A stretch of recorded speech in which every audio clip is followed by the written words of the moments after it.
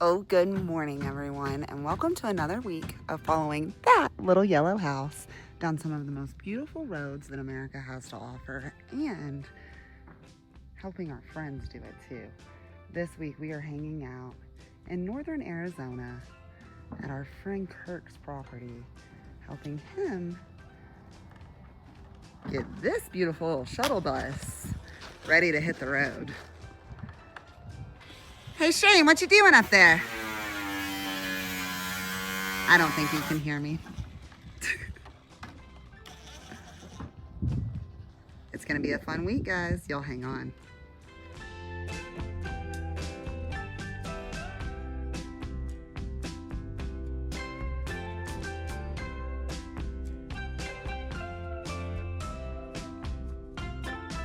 Guys, there is so much going into this shuttle bus.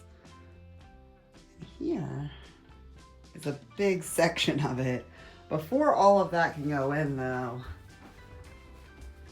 there's lots and lots that has to be done. The guys have been cutting holes in it for days and it looks like they're finally plugging all of those up with these side doors and these lights everywhere.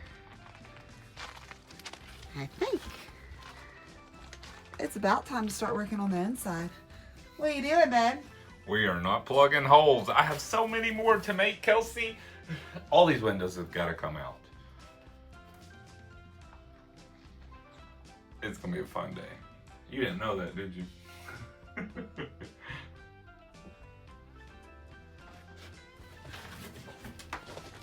I'm leaking. Well, unfortunately, the only way to move forward is to move backwards. So today I'm going to be taking out windows because these windows have been leaking, and we are using a 2-part epoxy paste to help fortify this sandwich situation that the exterior of this bus is built out of. Now this one also has a metal frame on the inside, and each side of this structure here has a lot of rigidity. It's just our cardboard that's in the middle is dry rot. So the goal is to harden all of these window sills and then seal them very well so they do not leak again. But while supplies are being picked up, I'm also working on the wiring of all these lights. I inset a lot of 12-volt exterior lights last week, and this week I'm going to be wiring them together on a switch panel so that you can really light the scene up out there. And it's important to get all this done now because me and Kirk are about to quickly cover the walls of this shuttle bus and turn it into a very unique rig. You'll hang on, this week's going to be fun. I promise. And this right here is why Kirk asked me to rewire everything. These are the same butt connectors that I use, but what they've done is they've taken a high gauge wiring, and this is usually used to pull through conduit in commercial use or residential use. This is not quite what we're using. We use a much more flexible type of wiring. This one is unshielded. I usually use shielded, but there is still technically a shielding there. The ones that I order a lot of times have a secondary over the top of this color-coded one. These are meant to just be pulled through tubing, and unfortunately the copper inside of it is very stiff and it doesn't mesh very well with this type of wiring. Particularly this butt connector is the wrong size for this one, so on its own it fell out, and that could cause a fire up in here. So we're going to make sure all these lights are wired safely because they didn't even get heat shrink despite spending the money on buying heat shrink. Can't trust that. Well, now that I've got all of those spotlights wired up all around the bus, they all come up here to these wires, and eventually we're gonna have a bezel here with control switches and gauges and what have you. So now I move on to my electrical problem number 2. And that is the lighting. This bus was converted by someone else, or it was halfway along when Kirk bought it. He's ripped out most of what was done. What we've left is important, and we can build on top of that rather quickly. But something we do have to change is the lighting. It was all done in the idea that there was going to be no upper cabinets, and we're building upper cabinets on this one. So all these lights are going to be inside of the cabinets, and we want to be able to turn them on to suit each cabinet, which means I need to rewire all of this because it's currently wired up to these switches with all of this wiring, and it's been zigzagged back and forth, and I can't really tell heads or tails of it all. So the easiest thing is going to be just to rip it out and start fresh. Y'all, the sun is setting on another beautiful day in Arizona, and the bus is more finished. It's more finished than it was technically. These windows were leaking. A previous converter, the same one that did the electrical and other things, they used butyl tape, which in theory is the right thing, but that was all they did. They didn't put sealant. So these are leaking. The other ones on the other side are stock. They're leaking. We got to fix them, Kelsey. There's no choice. Tomorrow. Yeah, I think those are going to have to go in tomorrow. Yeah, dude, It's going to be awesome, Kirk. I've got about 3 or 4 hours worth of just cleaning on the windows and so on to get them back in again. And I got to fill all the rotten stuff in the bottom of the windows too. Just fun. Bus stuff. Bus stuff. Good morning, y'all. I'm back inside this windowless box. Kirk has been grinding away on the outside of it, and he's going to start filling in these voids. I have been working on lighting and wiring, trying to make this thing do all the tricks that we want it to do. Packages continue to roll in because I'm going to be cramming a lot of electronics in that corner. It's kind of a point in all of this work we're doing now. Let's see if we can get these windows done today too.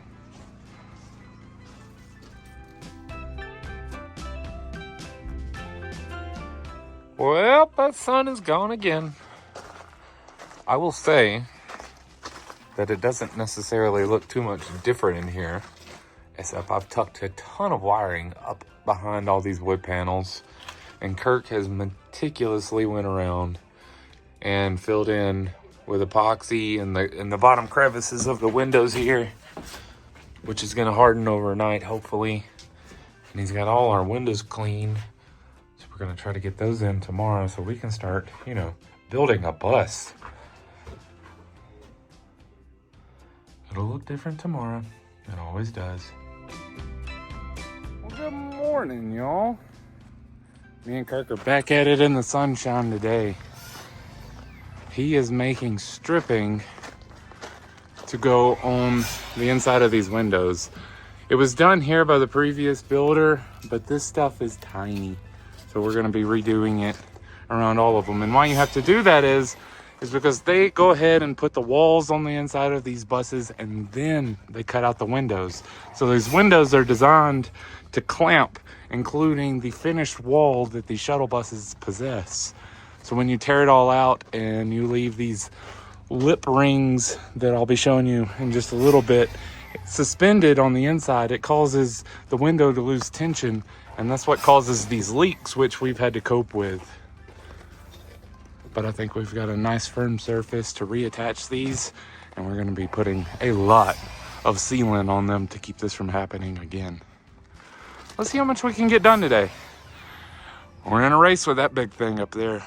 All right, so Kirk is outside with the exterior portion of the window there, and he's applying a sealant. We're using an elastomeric based sealant, and we're going to stick that up into this hole, and then back here I have the second part of the ring, and when this is screwed to that, there's a gap of about 2 inches in between, and what we've done is replicate a 2-inch thick wall.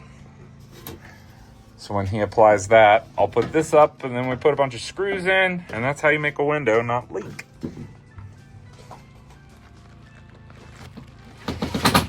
Hey, look, guys, windows are going back in. Oh, almost all of them are in. Teamwork makes the dream work. Meanwhile, I am taking advantage of the sunshine to get all of my crystals and agates that I found out in New Mexico all cleaned up. This is a whole bowl of Pecos diamonds. On their last round of cleaning, they're soaking in vinegar right now. I've got a bucket of agates from the Gila and Cibola National Forest back behind that camper soaking in soap water. And I'm already making some really cool jewelry pieces.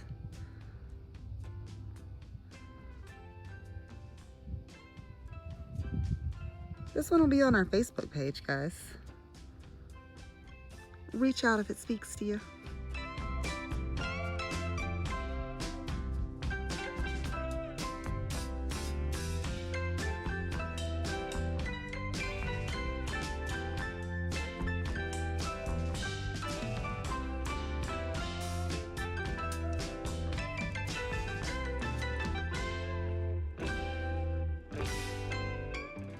Guys, the sun is setting for another day in Arizona. That bus, it still is not done, but it's getting closer. I have been running around in shorts all day, but I'm now in pants and a jacket as the sun is going down, and I'm still shivering.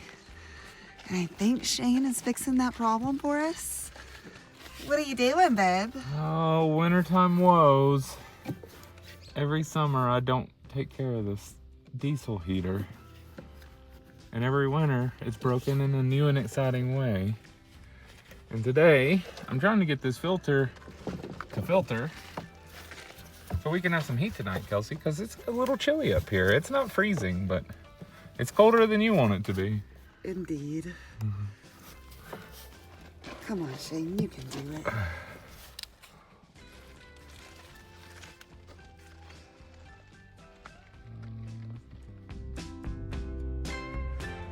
Oh, good morning.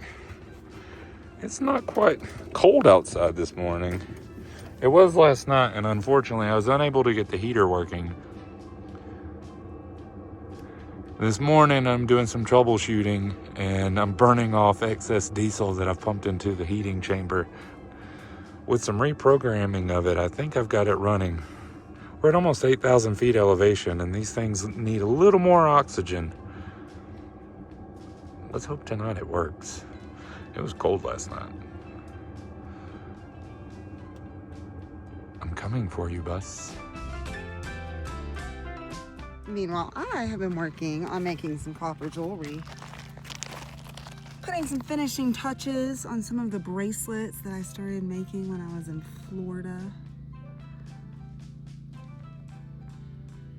Oh, those are turning out cool. Also, been working on a new wrap, and it is almost done.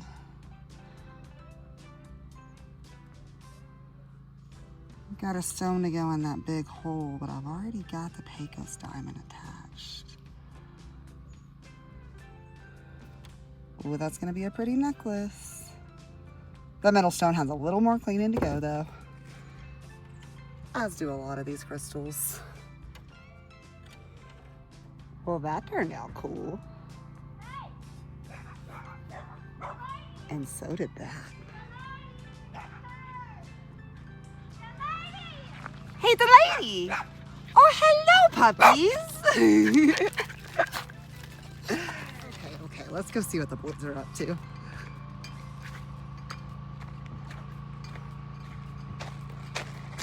It looks like all of the windows are back in.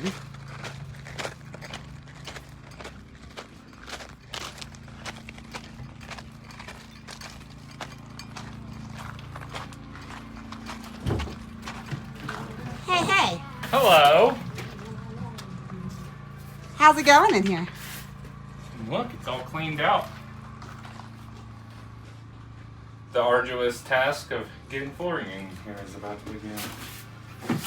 Huzzah. That's progress, y'all.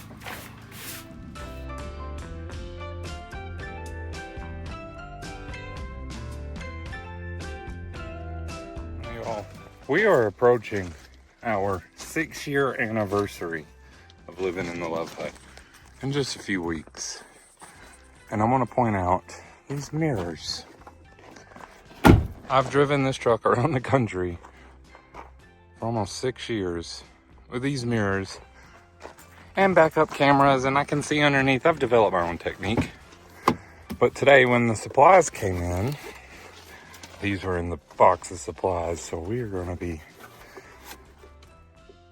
upgrading the size of these mirrors because I drove that shuttle bus the other day, and these are on that shuttle bus, and I could see all the way around it. This is gonna look awesome. Good morning, y'all. The skies are gray today, but that's not gonna slow us down. We got a truck full of plywood. We got the vinyl floor laid in last night. Like I said, we're gonna do it free floating, which means we're not gluing this one. And today, we're gonna be putting wood in here. So the first order of business is, we have a bed that's gonna be built long ways across the back, which is why we have these 2 huge compartments, is to allow access. So we're gonna start with walling off the back and move on from there. We're fixing to cram a lot of stuff in this wagon.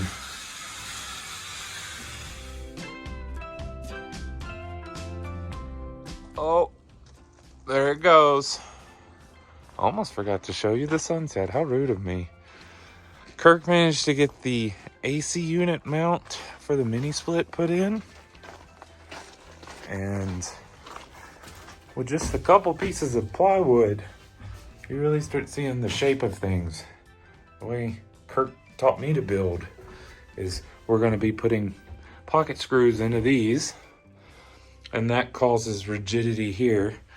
Our batteries are going to sit down here. We'll continue building boxes inside of boxes, even up top, until we get an RV or tiny home on wheels, whatever you want to call this. We're still not sure either. We'll progress more tomorrow, though. We have to.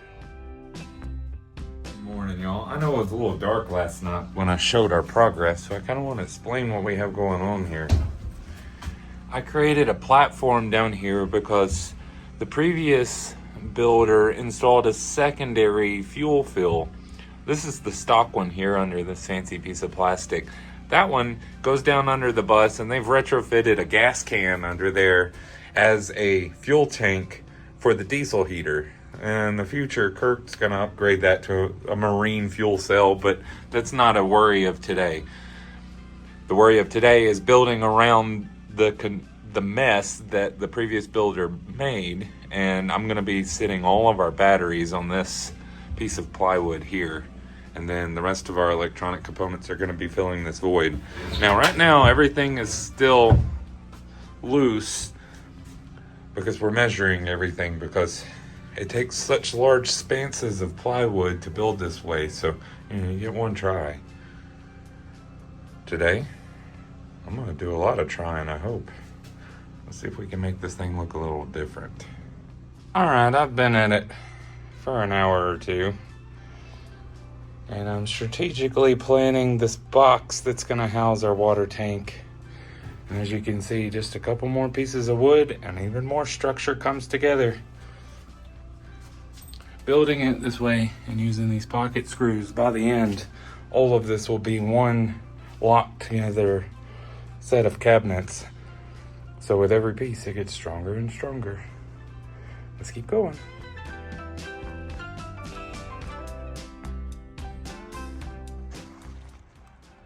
Well, me and Kirk spent most of our day in town getting supplies. We still have several hours of daylight to go. So let's see what we can put together. Now I want to show you guys over here in our lumber storehouse. We're going to be utilizing these pre-glued panels. I've used small versions of these in some of my projects, but you're going to understand how me and Kirk are going to be able to convert a bus to actual functioning so quickly. And we're going to be doing it using these panels because some of these are 24 inches wide. And all it is pre-glued wood. So all we have to do is back them, and it artfully covers a lot of space versus plywood. You can't just use plywood, or else you're left with this. Now all this is going to be backing to a finish because this isn't fancy enough for us. We have big plans.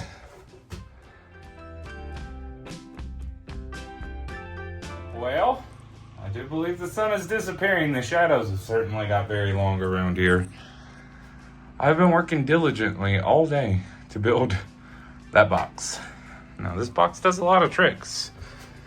It's gonna have a mattress on top of it. This is going to hinge up. That's storage underneath there.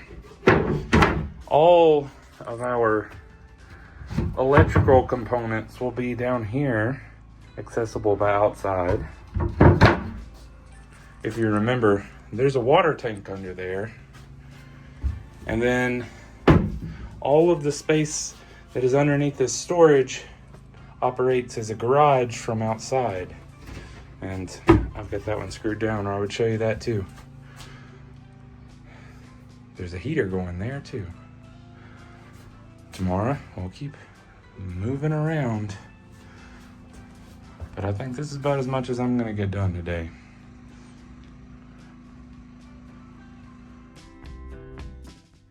I want to say thank you on behalf of both of us, of course, for each and every one of you that watched this video and the one before that and the one before that. There's been hundreds of them. I really appreciate it. It means something to both of us that, you care. There are a whole lot of them back there. If you have not seen them, you might want to go back and see where we started 6 years ago. Oh, wow, yeah. That's crazy. Mm-hmm. Guys, we also wanted to take the time to say thank you to each and every one of you and let you know that all of that positive energy and the prayers that you guys took the time to send our way as we were in Texas when my grandmother was sick a few weeks ago really paid off. God is great, you are powerful, and energy is very, very real, and I am grateful for all of you and all of the great energy that you sent our way. Now, speaking of positive energy, that jewelry that I've been making out of all of those crystals is going to be showing up on our Facebook page all week. So why don't you guys go ahead and head over there and check it out, because maybe one of those necklaces was meant for you. And while you're there, there's a lot of other content that's not necklaces too. Like a lot of our still shots and video that doesn't quite make it into these YouTube videos is there, as well as Instagram. And those are also fantastic platforms to talk to us. And if you're looking for this guy to build you something awesome, then reach out to us at LoveHut4Life@gmail.com. Peace out, guys. We will be back next week with some more updates for y'all. Bye, y'all.